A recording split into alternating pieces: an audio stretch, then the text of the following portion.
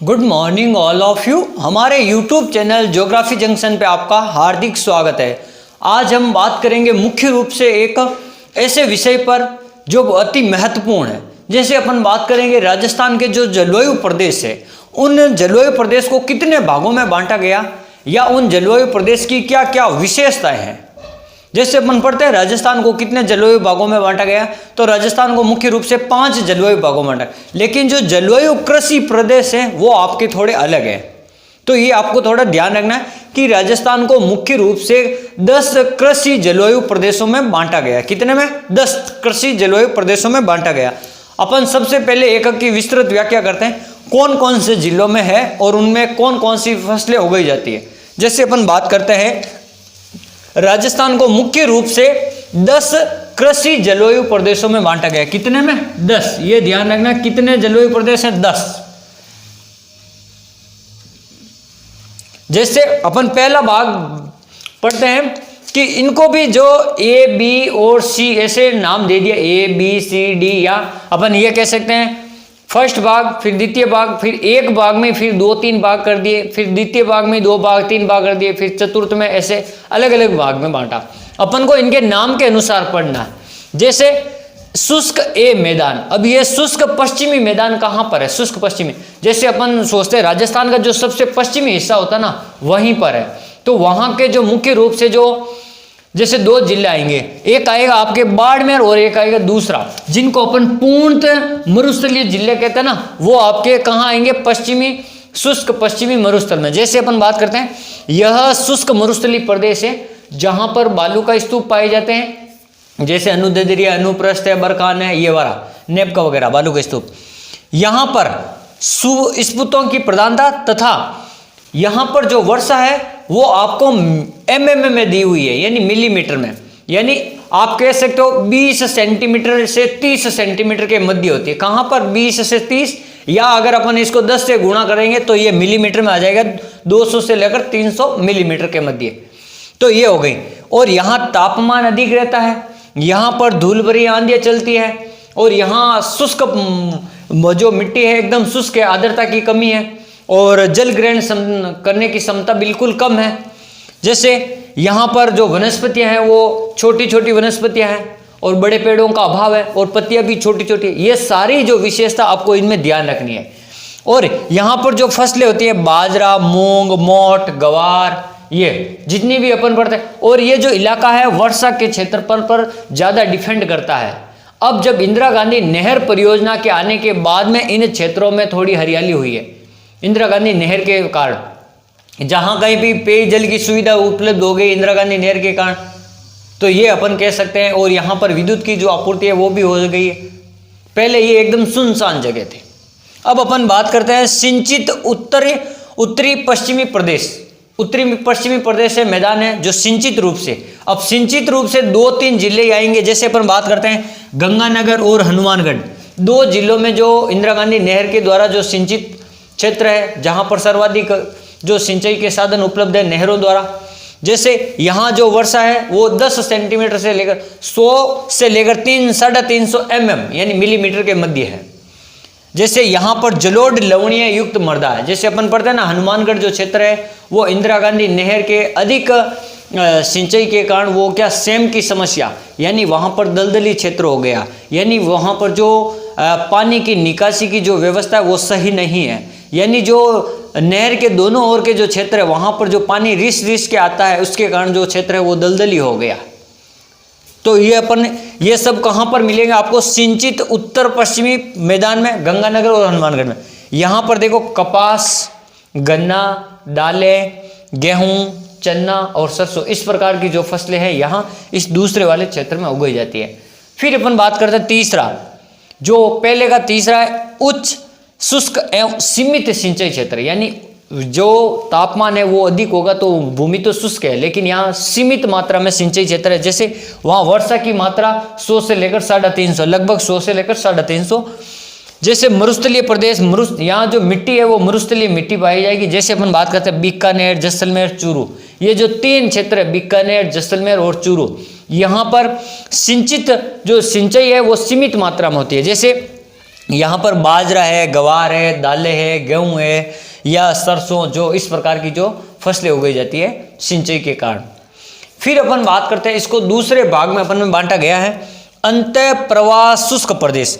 अब जैसे मैं ये बात करूं, जिस मरुस्थलीय क्षेत्र में जो वनस्पतियों के अध्ययन करने के लिए जो अपन ने पहला पढ़े 3, इनमें अध्ययन करने के लिए जो एक काजरी संस्था है, जो केंद्रीय शुष्क अनुसंधान संस्थान, वो काम कर रही है। यहाँ पर किस प्रकार की फसलों को उगाना चाहिए, किस प्रकार की नहीं उगाना चाहिए, यहाँ पर किस प्रकार के जो पेड़ पौधे लगाने चाहिए, किस प्रजाति के, किस नस्ल के, तो ये जो इनका काम कौन करता है, यहाँ पर काजरी करती है। तो काजरी के द्वारा यहाँ अपन कह सकते हैं जैसे बेर है, खजूर है, अमरूद है, अनार है, या अपन इनमें कह सकते हैं ये जो फसलें यहाँ पर उगाने के काम कौन कर रही है, काजरी कर रही है। तो ये ध्यान रखना, यहाँ पर एक शुष्क अनुसंधान संस्थान है केंद्रीय लेवल का, जिसको अपन काजरी कहते हैं, वो जोधपुर में है, वो यहाँ पर रिसर्च करता रहता है इस क्षेत्र में, मरुस्थलीय क्षेत्र में।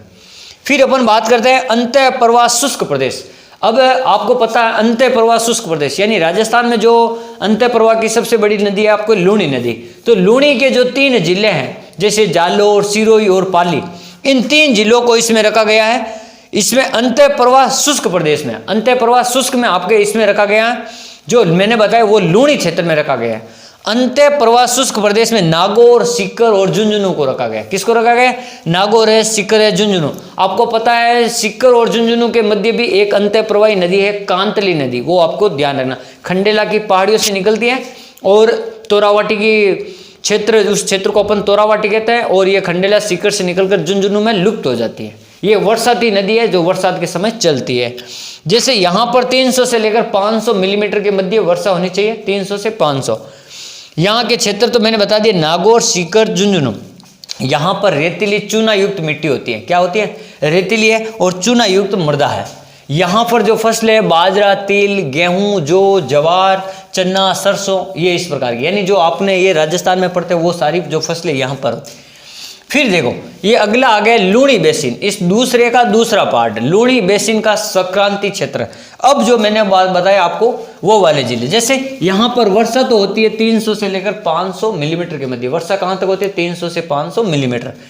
यहाँ पर आ गए जालोर, पाली और सिरोही। ये जो लूणी नदी के 6 जिले, उनमें से 3 जिलों को इसमें रख दिया है, जालोर, पाली और सिरोही जिलों को रख दिया लूणी संक्रांति बेसिन में। अब जो ये लाल मरुस्थलीय व चिरोजम प्रकार की यहाँ पर मिट्टी पाई जाती है, लाल मरुस्थलीय या चिरोजम प्रकार की जो मिट्टी पाई जाती है। यहाँ पर फसलें बाजरा है, मक्का है, जवार है, तिल है, दालें हैं, गेहूं है, सरसों। बाजरा है, मक्का है, जवार है, सरसों है, ये इस प्रकार की फसलें बोई जाती है इस लूणी संक्रांति बेसिन में। फिर अपन बात करते हैं, इसी का अगला पार्ट अपन पढ़ रहे हैं, तीसरे भाग में अपन बांट रहे हैं। ये 2 भागों में अपन अलग अलग पढ़े। अब तीसरा भाग अर्ध शुष्क पूर्वी मैदानी भाग, अर्ध शुष्क लेकिन पूर्वी मैदानी भाग। ये देखो, ये जो सबसे इंपॉर्टेंट है ये बीच वाला, यहाँ पर जनसंख्या भी अधिक है। जैसे ये 500 से लेकर 700 मिलीमीटर के मध्य यहाँ पर वर्षा होती है, यानी ज्यादा बारिश होती है। जैसे अजमेर, जयपुर, दौसा, टोंक, ये जो अजमेर है, जयपुर है, दौसा है, टोंक है, यहाँ पर जनसंख्या घनत्व और जनसंख्या भी अधिक है, क्योंकि यहाँ जो अर्ध शुष्क प्रदेश है, जो मैदानी क्षेत्र है, जहाँ पर नदियों द्वारा जो जलोढ़ अच्छी प्रकार की मिट्टी है। जैसे यहाँ चिरोजम व चूना प्रधान मिट्टी है, चिरोजम या चूना प्रधान मिट्टी है, तो ये आपको ध्यान रखना चाहिए। अर्ध शुष्क पूर्वी मैदान अजमेर, जयपुर, दौसा और टोंक, ये जो पूर्वी क्षेत्र के। फिर अपन पढ़ते हैं बाढ़ प्रभावित पूर्वी मैदान, जहां पर जो नदियां हैं बाढ़ लाने का काम करती है, बाढ़ के मैदानों का निर्माण करती है। जैसे अपन पढ़ते हैं यहाँ पर जो वर्षा है वो 500 से लेकर आपके 700 सेंटीमीटर के मध्य। कितनी? 500 से लेकर 700 सेंटीमीटर के मध्य। फिर अपन यहाँ बात करते हैं, यहाँ पर जो बाढ़ प्रभावित है, तो मैंने कहा आपको जलोढ़ मृदा मिलेगी, नदियों द्वारा जो लाई गई मिट्टी जलोढ़ मृदा। जैसे अलवर, धौलपुर, भरतपुर, सवाईमाधोपुर, करौली, जो चंबल, बनास, जो बाणगंगा, इनकी जो सहायक नदियां ना, वो यहीं इस क्षेत्र में बहती हैं।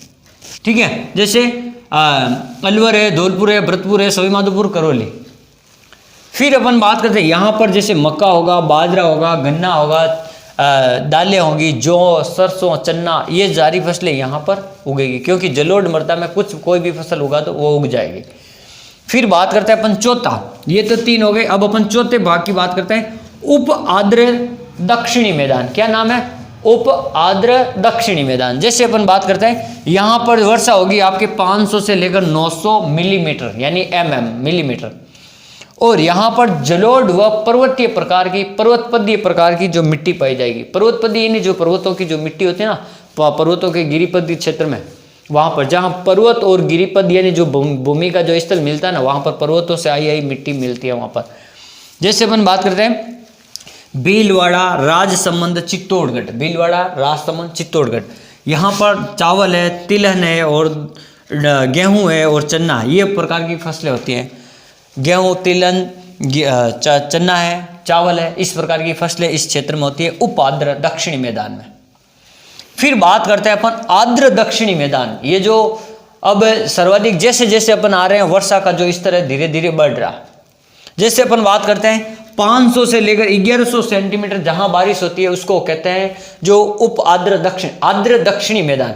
अब इसमें जिले कौन कौन से आएंगे देखो, डूंगरपुर, उदयपुर, बांसवाड़ा, प्रतापगढ़। ये जो नीचे वाला उदयपुर संभाग के 4 जिले हैं जो आर्द्र क्षेत्र हैं वो आते हैं, उदयपुर, डूंगरपुर, बांसवाड़ा, प्रतापगढ़। यहाँ पर लाल मृदा, पर्वतीय ढालों की उतली हुई मृदा, लाल है लेकिन वो पर्वतीय ढालों की उतली हुई मृदा है। जैसे अपन बात करते हैं जो उप आर्द्र और जो आर्द्र है दोनों में ही पर्वतपदीय मिट्टी पाई जाएगी, ये ध्यान रखें क्योंकि यहाँ पहाड़ी इलाके हैं। जैसे कपास है, गन्ना है, मक्का है, चावल है, मूंगफली है, अलसी। जैसे मक्का तो आपको पता ही है, दक्षिणी साउथ में जो दक्षिण राजस्थान में सर्वाधिक उदयपुर, राजसमंद, डूंगरपुर यहीं पर होता है, बांसवाड़ा वगैरह, तो ये आपको ध्यान है। और जो दक्षिण जो राजस्थान है उनकी जो खाद्यान्न की जो मुख्य फसल है ना वो भी मक्का है। जो उदयपुर वगैरह में मक्के की जो रोटियां बनाई जाती है, मक्का, तो मक्का खाद्यान्न फसल के रूप में। अपन बात करते हैं लास्ट आर्द्र दक्षिणी पूर्वी प्रदेश। जो आप आर्द्र दक्षिणी पूर्वी प्रदेश यानी सबसे ज्यादा जो आर्द्र राजस्थान का कौन सा क्षेत्र है वो अपन पढ़ते हैं हाड़ौती क्षेत्र।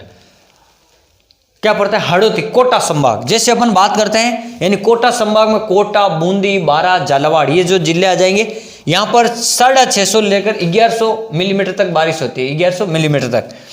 कोटा संभाग काली जलोढ़ मृदा है, यहाँ पर किस प्रकार की मिट्टी है? काली जलोढ़ मिट्टी है और यहाँ पर चिकनी मिट्टी पाई जाएगी। चावल, गेहूं, जौ, सरसों, सोयाबीन किस प्रकार की है? चावल है, गेहूं है, जौ है, सरसों है, सोयाबीन प्रकार की जो यहाँ पर मिट्टी पाई जाती है। तो ये जो आज हमने पढ़े मुख्य रूप से सबसे इंपॉर्टेंट टॉपिक था और ये राजस्थान की दृष्टि से भी आपको हर बुक में नहीं मिलेगा, इसलिए आप इनको आराम से उतार लें। और इनकी जो विशेषता होती है वो, जैसे मैं आपको बता दूं, जैसे एक मैंने आपको यहाँ काजरी क्षेत्र बता दिया, यहाँ पर जैसे अनुसंधान संस्थान, एक यहाँ भरतपुर है जो सेंवर भरतपुर में जो आपके है जो राष्ट्रीय बीज अनुसंधान जो सरसों अनुसंधान संस्थान है, कौन सा है? सरसों अनुसंधान संस्थान सेवन भरतपुर में। एक आपके आएगा अजमेर, तो अजमेर जो क्षेत्र है वहां पर है आपके राष्ट्रीय बीजीय मसाला, राष्ट्रीय बीजीय यानी तबीजी में है। कहाँ है? अजमेर में, तबीजी में है बीजीय, राष्ट्रीय बीजीय अनुसंधान संस्थान कहाँ है? तो ये पूछ सकते हैं कौन से क्षेत्र में राष्ट्रीय बीजीय अनुसंधान संस्थान है, तो ये आपको ध्यान रखना अर्ध शुष्क पूर्वी मैदान में। आपको पूछ लेगा सरसों जो राष्ट्रीय अनुसंधान संस्थान कहाँ है, तो बाढ़ प्रभावित पूर्वी मैदानी क्षेत्र में।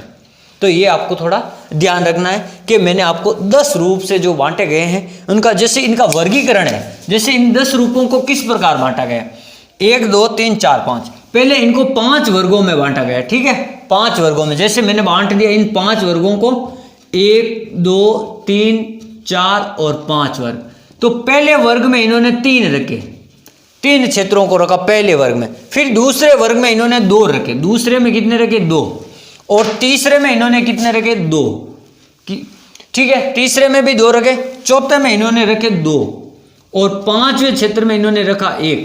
तो देखो 3 2 2 2 1, ये टोटल मिला के 10 होना, 3 और 2 5, 5 और 2 7, 7 और 2 9, 9 और 1 10। यानी जो पहले इन्होंने 5 वर्गों में अलग अलग बांटा था, ए बी, और फिर ये इन्होंने पांचों को फिर अलग अलग वर्गों में बांट दिया, 1 2 3 4, और फिर इन्होंने अलग अलग रूप से 3, किसी में 3, किसी में 2, किसी में 2, किसी में 1, इस प्रकार से। Thank you.